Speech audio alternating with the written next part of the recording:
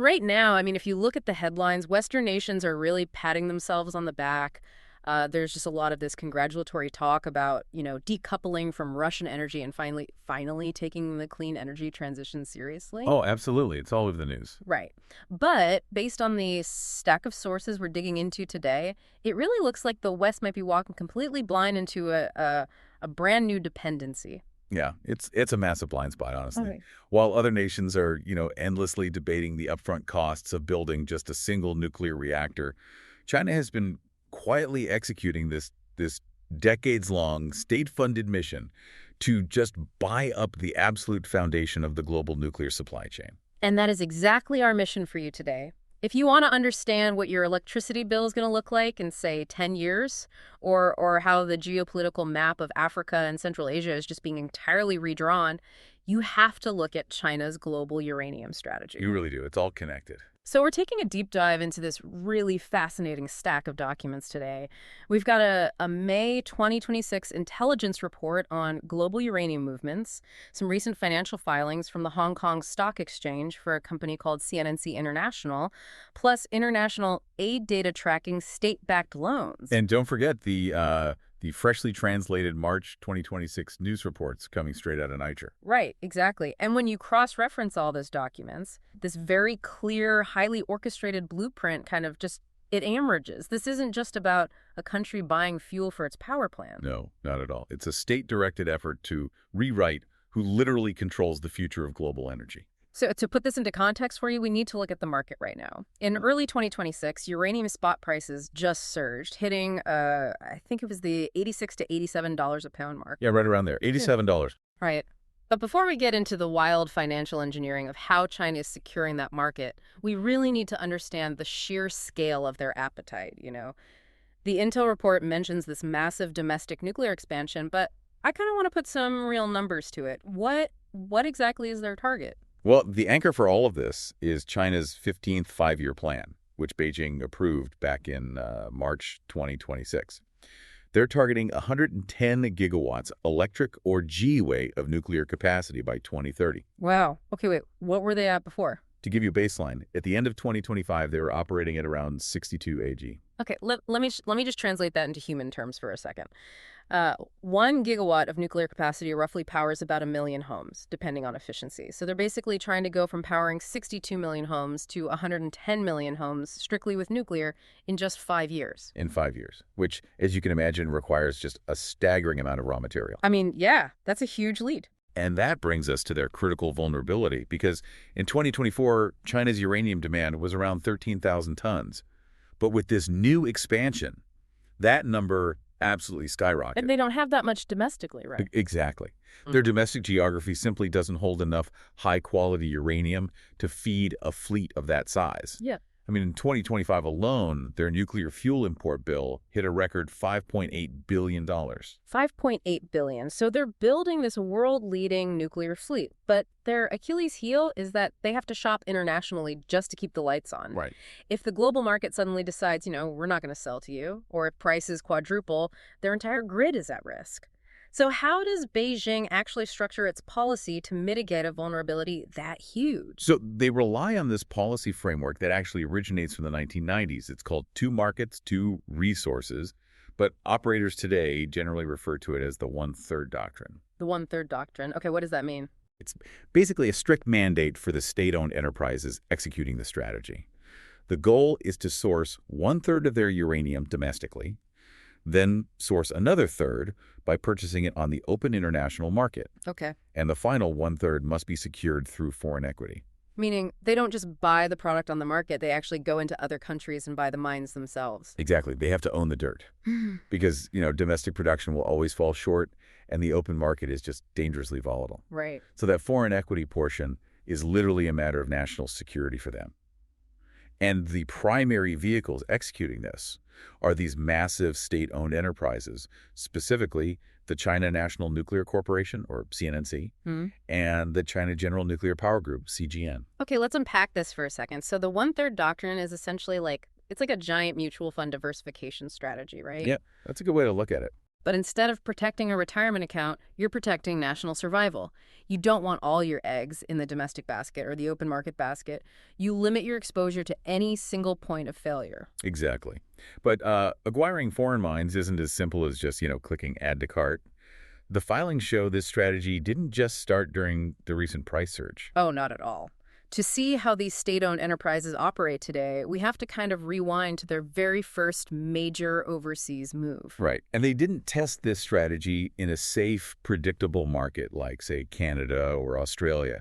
They started way back in 2007 in the deeply complex, often volatile landscape of the Sahel region in Africa. Specifically, the country of Niger, which is fascinating because at that time, Niger's uranium sector wasn't exactly a free market, was it? No, it was a lockdown monopoly. A monopoly held by the French nuclear firm Areva, which is now called Orano, for 4 decades. Wow. France got the vast majority of its nuclear fuel from Niger, and Paris guarded that relationship incredibly closely. But in 2007, a CNNC subsidiary called Sino-U managed to acquire the Azelic mine. And that was the first one, right? Yes. This was the first major overseas purchase by a Chinese uranium group. I was actually looking at the corporate structure for that specific mine in the filings, and it is a tangled web. I mean, they didn't just walk in and slap a Chinese flag on the facility. Yeah, they're much smarter than that. Right. They formed a joint venture called Samina, and CNNC International held 37.2%. Another Chinese firm called ZXJOY took 24.8%, and then a Korean firm held 5%. But the crucial piece there is the host nation. Exactly. Niger, through their state company Salpamin, was given a 33% stake. Which brings up an immediate logistical problem.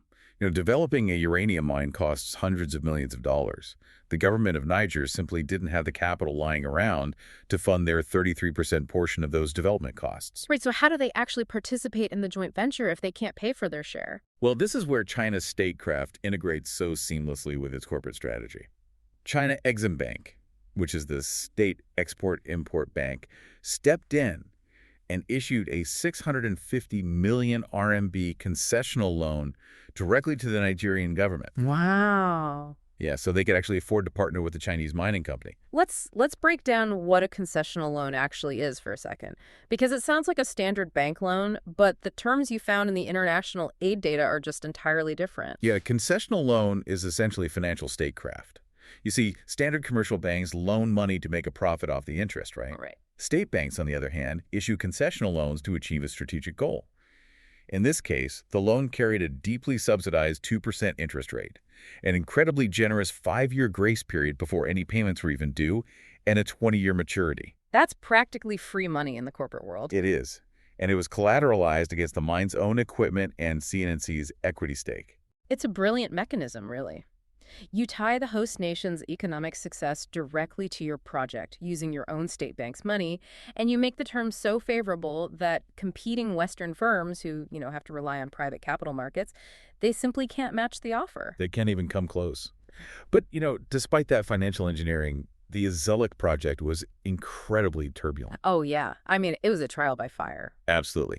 In 2007, almost immediately after starting, a Sino-U official was kidnapped by Tuareg rebels operating in the north of Niger. Oh, wow. Yeah. They eventually navigated the security situation and finally got the mine producing by 2011. But then by 2015, the global price of uranium completely crashed following the Fukushima disaster. Right. The bottom just fell out of the market. Exactly. Yeah. The mine suffered severe cash flow problems and operations were entirely suspended. The technical term used in the reports is that it was put on care and maintenance, which, for anyone unfamiliar with mining jargon, basically means you stop digging up rocks, but you keep a skeleton crew on site to, maintain the pumps and security so the mine doesn't just collapse or flood. Right. You're bleeding money just to keep it intact, essentially hoping prices recover. And here's where it gets really interesting, I think. They made this massive geopolitical play to break a monopoly, backed it with state bank loans, and then it just sits there suspended for nearly a decade. Yeah, and on paper, that looks like a massive failure. But strategically, Azelic was an investment in institutional knowledge. How so? China learned how to negotiate with sovereign governments, how to manage serious security risks, and how to deploy state-backed capital to build long-term leverage. They were playing the long game. And we know they didn't view it as a failure because they never actually left. Which brings us to the present day, spring of 2026, because that specific mine, and Niger as a whole, is currently at the center of a massive geopolitical storm affecting global energy. Oh, the landscape in the Sahel has completely fractured. In July 2023, a military coup in Niger removed the Western-aligned government, Right. and the new military regime came to power, prioritizing strict sovereignty over their natural resources, which fundamentally changed the rules of engagement for literally every foreign mining entity in the country. We really have to look at how aggressively those rules changed, too. I mean, by December 2024, the Nigerian government fully nationalized the French Orano's Somaïr mine. They literally stripped the operating rights from the French company that had been embedded there for half a century. It was unprecedented. But while Paris was being systematically pushed out, Beijing was quietly reinforcing its position. In March 2026, Niger's Minister of Mines, Ousmane Barki, mandated a strict, highly supervised restart of the Chinese-backed Azelik mine. Yeah. But it's not like Niger's just handing over a blank check to China either. Exactly. I want to highlight something crucial from those March 2026 news translations. The narrative is often framed as China just swooping in to replace the West. But Niger is actively playing hardball with everyone. Oh, absolutely. Just a year prior, in March 2025, Niger actually expelled Chinese executives who were operating local oil fields. Right. They were given 48 hours to leave the country for violating local content and labor laws. So what does this all mean for the neocolonial narrative? It sounds like Niger's holding the cards here, telling both Paris and Beijing, our uranium, our rules. That's exactly what's happening. Yeah. And the expulsion proves the host nation is fiercely negotiating its terms. I mean, Niger's looking at the global market, seeing uranium spot prices at $87 a pound, and realizing they hold incredible leverage. Let's clarify that term real quick. The spot price is what you pay if you want physical uranium delivered today, as opposed to a long-term contract where you lock in a price for the next 10 years. Right. When the spot price spikes to $87, it means buyers are desperate for immediate supply. And the host nations know the buyers are desperate. So they're leveraging that spot price to demand higher equity stakes, mandatory local hiring, technology transfers. Oh, wait. If everyone is facing these demands, why are the Chinese state-owned enterprises surviving in this environment while Western firms face diplomatic blockades? It comes down to their ultimate incentive structure. It's the difference between treating this as a financial asset versus a strategic asset. A publicly traded Western mining company, they have to get on a call every 3 months and explain to their shareholders why their profit margins shrank because, the host nation demanded a larger cut. Right, they're punished by the market. Exactly. But Chinese SOEs report to a national 5-year plan. Their mandate is resource security, not quarterly dividends. They are completely willing to absorb higher local costs or heavily dilute their own profits just to secure the physical commodity. Wow. We're even seeing reports that Sino-U might just buy out the Samina joint venture entirely, just to inject the necessary capital to get Azelik running again. They accommodate the political reality to keep the rocks flowing. Okay, so the Sahel was basically the proving ground. It taught them the playbook. But relying on politically volatile regions won't feed a 110 GW nuclear fleet. To hit those numbers, they needed massive uninterrupted scale. Right. And to find that, the intelligence reports show they moved further south into Namibia. Namibia is the undisputed bedrock of China's current overseas supply chain. It offers a much more stable political environment and just massive geological reserves. In 2012, China General Nuclear bought the Husab project for $2.2 billion. $2.2 billion. At the time, that was China's largest single investment in Africa. And the sheer volume coming out of Husab is staggering. By 2024, that single mine moved a record 118 million tons of material in 1 year. But, the Namibian deal that really stands out in the filings isn't Husab, it's the Russing mine. Oh, Rossing is a legendary asset in the industry. It's the world's longest-running open-pit uranium mine. It's been operating continuously since 1976. For decades, the global mining giant Rio Tinto held the controlling 68.62% stake. But then in 2019, the China National Uranium Corporation bought Rio Tinto's entire controlling stake. And the purchase price is what really caught my eye. They bought a controlling stake in the world's longest-running open-pit uranium mine for an upfront cash payment of just $6.5 million. Yeah. I honestly had to reread the filing. I mean, they bought a controlling stake for the price of a luxury apartment in New York. How does that even happen? Well, the low upfront cash payment is directly tied to the age of the mine. Now, there were contingent payments built into the deal, up to $100 million based on future uranium prices, but that initial $6.5 million reflects a massive underlying burden. The cleanup costs. Exactly. Because Rosing has been operating since the 1970s, it carries immense environmental and decommissioning liabilities. Eventually, that massive pit has to be cleaned up, safely closed, and monitored. And Western mining executives look at that looming billion-dollar cleanup bill and want it completely erased from their balance sheets before it tanks their stock price. Right. But again, the Chinese SOE doesn't care about the balance sheet optics. The liability is backed by the state, and the state's priority is the physical raw material. So they gladly absorbed Rio Tinto's headache to guarantee their supply. Which makes sense for them. But what is equally revealing is how China structured the local governance of that mine. The Namibian government holds a mere 3% economic stake in Rosing. 3%. Yet China agreed to let Namibia retain 51% of the voting rights on issues of national interest. Wait, really? They handed majority voting control to a partner who only owns 3% of the economics? Yes. It is the ultimate pragmatic concession. China recognizes that securing the ore means accommodating the host nation's need for optical and practical sovereignty. And, the results speak for themselves. By 2023, 80% of Namibia's total uranium exports were being shipped straight to China. 80%. Wow. So Africa provides the raw dirt. The strategy is clearly working. But the intelligence report highlights a major shift in China's ultimate goal. Because they don't just want to be the world's biggest consumer of raw uranium. No, they intend to dominate the entire value chain. Right. And to understand how they're pulling that off, we have to pivot away from Africa and look at Central Asia, specifically Kazakhstan. This is the crucial leap, really, from securing fuel to securing global market power. Kazakhstan is the undisputed heavyweight champion of uranium production. They mine more of it than anyone else on Earth.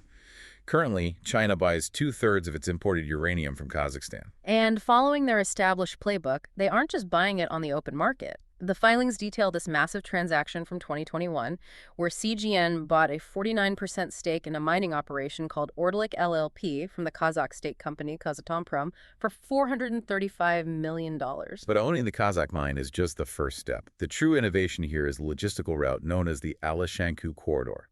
This is where the strategy shifts into high gear. I found this part of the report absolutely fascinating because it changes the entire definition of what China is doing. Can you explain how the Alashankou corridor actually functions? Sure. Think of the supply chain in 3 steps. First, China imports the raw natural uranium from their joint ventures in Kazakhstan across the border into China through this Alashankou hub. Okay. But natural uranium cannot be used in most modern nuclear reactors. It has to go through a highly complex, technologically demanding process called enrichment to become fuel-grade material. So they use their own massive domestic facilities to enrich the Kazakh uranium. Yes. But here is the masterstroke. Yeah. They don't just keep that enriched uranium for their own reactors. Wait, what do they do with it? They ship the enriched uranium back to Kazakhstan to a joint venture facility called the Ulba FA Fuel Assembly Plant. China's CGN actually owns 49% of this plant. Inside that facility, the enriched material is manufactured into finished, highly engineered nuclear fuel assemblies. Oh, wow. Wait, so they are like a global coffee roastery. How do you mean? Like, they go to the farm in Kazakhstan and buy the raw, unroasted beans. They transport those beans to their high-tech roastery in China. Then they package those freshly roasted beans into premium packaged espresso pods and ship them back to a joint venture where they're sold to the global market. I love that analogy. That perfectly captures the economics of it. They capture the profit margin at the mining stage, the enrichment stage, and the final manufacturing stage. That's incredible. By deeply integrating with Kazatomprom, China transforms itself from just a desperate buyer of raw rocks into an indispensable middleman selling high-value finished nuclear fuel to the rest of the world. And they aren't stopping at the logistics either. They're pushing the boundaries of the extraction technology itself.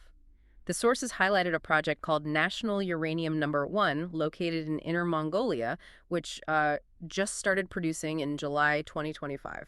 It's the largest domestic uranium project China has launched in 70 years. But the volume isn't the most important part of that story. It's the extraction method. They're utilizing a closed-loop in-situ recovery method. I actually had to look up how in-situ recovery works because it sounds like science fiction compared to digging a giant open-pit mine. The simplest way to explain it is to think of a tea bag buried deep underground. Okay, a tea bag. Right. So instead of digging up millions of tons of DOOT to get to the tea bag, you drill pipes directly into the deposit. You pump hot liquid, in this case water infused with CO2 and oxygen, down into the ground. It dissolves the uranium right there in the earth, and you pump the uranium-rich liquid back up to the surface. It's remarkably efficient. It leaves the surface largely undisturbed, drastically lowers environmental liabilities, and cuts costs. And CNNC has explicitly stated their intention to export this exact extraction technology globally. So they no longer just want to buy your mine, they want to sell you the proprietary technology required to operate it. Exactly. Which brings the one-third doctrine full circle. They're executing on every single front. Let's pull all of these threads together then, because the progression is remarkably systematic. It really is. They started in 2007 in the politically fraught deserts of Niger with the Zelek. They used state-backed concessional loans as leverage, endured kidnappings and decade-long suspensions, and learned exactly how to navigate sovereign demands. Right. Then they took those hard-earned lessons and scaled them up in Namibia. In Namibia, they targeted massive scale, buying out Western mining giants by willingly absorbing the environmental liabilities of aging megamines like Rossing. Handing over majority voting rights to local governments, guaranteeing the political stability needed to secure 80% of the country's exports. And finally, they partnered with Kazakhstan to build the Alashankou corridor, evolving from merely extracting raw dirt to enriching it and manufacturing finished fuel assemblies, while simultaneously perfecting next-generation extraction technology they intend to sell to the world. All building a closed-loop system designed to feed a staggering 110-degree future. Which really brings us back to the reality you face as a listener, whether you care about the price of electricity, the geopolitical shifts in Africa, or the clean energy transition. The tectonic plates of global energy are moving fast. And China's moves dictate that market. Exactly. The mechanisms we discussed today, the concessional loans, the absorption of liabilities, the enrichment loops, these are the actual tools of modern statecraft. You simply can't understand the future of global energy without understanding these state-owned enterprises. The global transition to clean energy requires baseload power, and nuclear is having a massive renaissance. But you cannot run a reactor without fuel. And right now, China is cornering the market on the fuel, the technology, and the logistics. Which leaves us with a pretty critical question to consider, really. The West is currently engaged in this massive effort to legally and economically decouple from Russian-enriched uranium. Right. But while Western countries try to block Russian imports, China has positioned itself as the new indispensable middleman for Central Asian and African uranium. If the global markets successfully cut out Russia, what happens if the West's primary alternative to Russian nuclear fuel ends up being Chinese nuclear fuel? Wow. We might just be trading one massive geopolitical dependency for another, entirely blind to the trap. Something to think about. The ground is definitely shifting, and the new map is already being drawn. Keep questioning the forces powering your world. Thanks for joining us on this deep dive, and we'll see you next time.